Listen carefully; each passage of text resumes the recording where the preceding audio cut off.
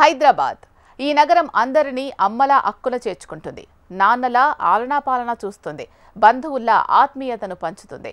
స్నేహితుల్లా అండగా ఉంటుంది. అందుకే ఈ నగరంతో తెలుగు ప్రజలకే కాదు అందరికీ స్పెషల్ అటాచ్మెంట్ ఉంటుంది.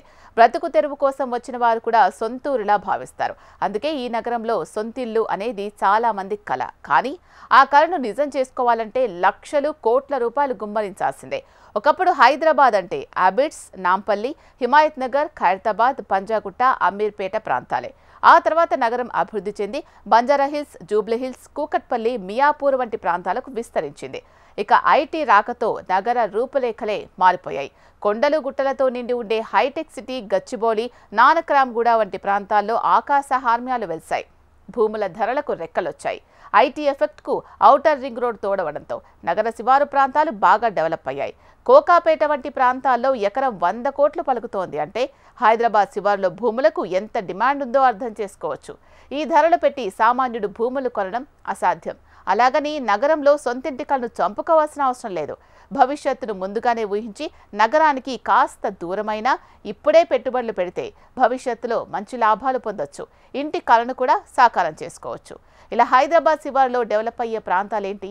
ఎందుకు డెవలప్ అయ్యే అవకాశాలు ఉంటాయి అంటే, హైదరాబాద్లో రోజు రోజుకు ట్రాఫిక్ రద్దీ పెరిగిపోతోంది.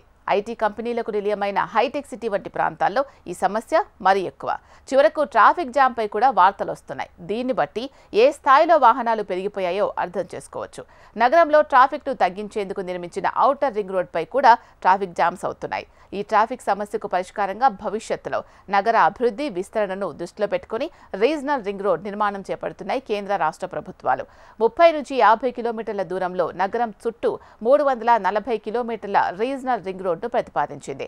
కేంద్ర ప్రభుత్వ భారతమాల పరియోజన ప్రాజెక్టులో భాగంగా national highway authority of India ఈ RRR రోడ్ను నిర్మిస్తోంది. 21,480 కోట్లతో ఎక్స్ప్రెస్ వే 2 భాగాలుగా నిర్మించనున్నారు. ఉత్తర భాగం 161 కిలోమీటర్లు, దక్షిణ భాగం 182 కిలోమీటర్లు. ఓఆర్ఆర్ అవతల వివిధ పట్టణాలు, గ్రామాల మీదుగా ఈ రీజనల్ రింగ్ రోడ్ వెళ్తుంది. ఈ రోడ్డు ప్రస్తుతం ప్రతిపాదన దశలో ఉండగానే భూముల ధరలు అమాంతం పెరిగాయి. ఇక పనులు ప్రారంభమైతే మరింత పెరిగే అవకాశాలున్నాయి. ఈ RRR ఏ ప్రాంతాల మీదుగా అయితే వెళ్తుందో అక్కడ రియల్ ఎస్టేట్ జోరుగా సాగుతోంది. ముఖ్యంగా ఈ RRR రోడ్ ఏ గ్రామాల మీదుగా అయితే వెళ్తుందో అక్కడ భూముల ధరలు ప్రస్తుతం కాస్త తక్కువగానే ఉన్నాయి.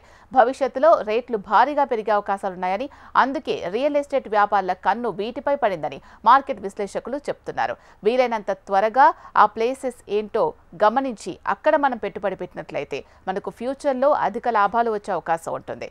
ఇది మధ్యతరగతి వారికి ఎంతో ఉపయోగకరంగా ఉంటుంది.